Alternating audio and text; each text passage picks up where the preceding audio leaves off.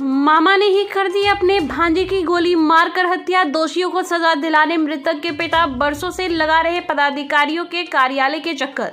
18 वर्षीय BA part 1 का एक युवक अपने ननिहाल में रहकर पढ़ाई करता था।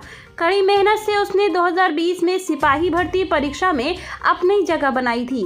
यह बात उसके मामा को रास नहीं आई। उन्हें लगा कि मैं बेरोजगार घूम रहा हूं और मेरा भांजा एक सरकारी नौकरी में चला जाएगा, गांव वाले क्या कहेंगे। उसे बर्दाश्त नहीं हुआ और उसने एक योजना बनाई और 4-5 लड़के मिलकर उसके कमरे में जाकर उसके शरीर में 4 गोलियां उतार दी, जिससे मौके पर ही उसकी मौत हो गई। मामला भागलपुर जिला के खरीक थाना अंतर्गत काजी कोरैया का है। ललन शाह का पुत्र पंकज कुमार, जो अपने ननिहाल अकबरनगर थाना अंतर्गत रसीदपुर में रहकर पढ़ाई करता था, उसने सिपाही भर्ती परीक्षा में उत्तीर्णता प्राप्त की। पंकज इस बात से काफी खुश था, उनके घर वाले भी काफी खुश थे, परंतु उन्हें क्या पता कि यह खुशी किसी को नासूर बनकर चुभ रहा था। वह कोई और नहीं, उनका मामा ही था। उसके मामा को यह बर्दाश्त नहीं हुआ और उसने 25 जनवरी 2020 को अपने भांजे को उनके कुछ साथियों के साथ मिलकर उनके कमरे में ही 4 गोलियां उनके शरीर में डाल दी और वहीं उसकी मृत्यु हो गई थी। यह घटना घटते ही मृतक पंकज के पिता ललन शाह को उनके ननिहाल रसीदपुर से 5 जनवरी 2020 को फोन गया और दूरभाष पर कहा गया कि आपके बेटे पंकज कुमार की हत्या हो गई है। तभी मृतक पंकज के पिता ललन शाह आनंद फानन में अपने पुत्र पंकज कुमार के पास अकबरनगर रसीदपुर पहुंचे तो देखा कि उनका पुत्र वास्तविक में मृत पड़ा हुआ है। वहीं मृतक के पिता ने आसपास से पता लगाया कि मेरे बेटे को किसने मारा है, तो गाँव वालों का साफ तौर पर कहना था कि नारायण शाह का पुत्र बलदेव शाह, भगवान शाह का पुत्र सुजीत शाह व लड्डू शाह, कामरान शाह का पुत्र अधीन शाह और गणेशा पासवान का पुत्र बबलू पासवान ने गोली मारकर हत्या कर दी है।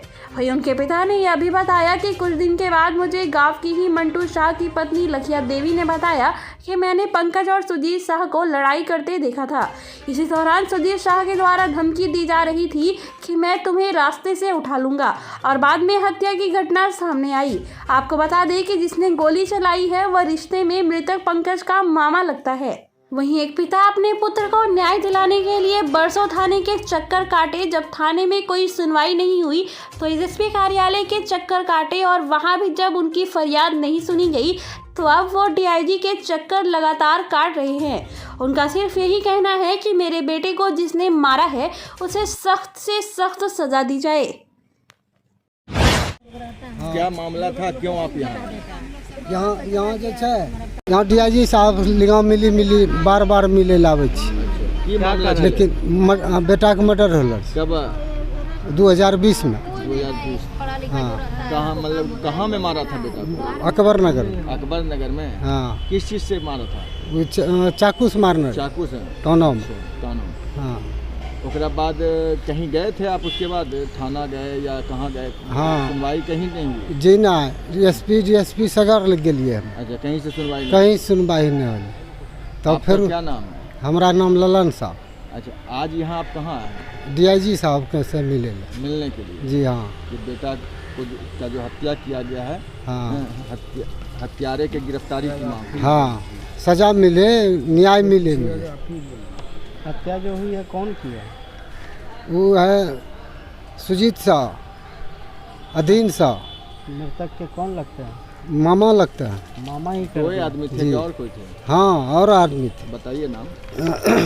लड्डू शाह। क्या चाहते हैं जी? न्याय चाहते हैं हम सब, और कुछ नहीं चाहते हैं। हमको न्याय मिले। बेटा आपका क्या करता था? बेटा पढ़ता था। किस क्लास में? अथी में पढ़ता था, बीए में।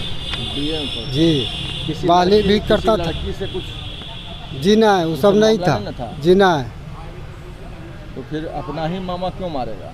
हाँ, वही कुछ कारण था, यही कि उसका नौकरी लग जाएगा, बहाली में दौड़ता था। अच्छा। उसका कागज भी है। घर का इकलौता बेटा था? हाँ। अच्छा, नौकरी लग जाएगा तो मामा हाँ, को परेशानी होगा? परेशानी होगा। यही कारण से जो कि मार दिया है। आपका क्या नाम है? ललन शाह। कहाँ रहते हैं? हम रहते हैं काजी कोरिया में। निजी घर जो है काजी कोरिया है मेरा। वहाँ घर कट गया कौन था थाना सर, पड़ता है? खड़ी थाना पड़ता है।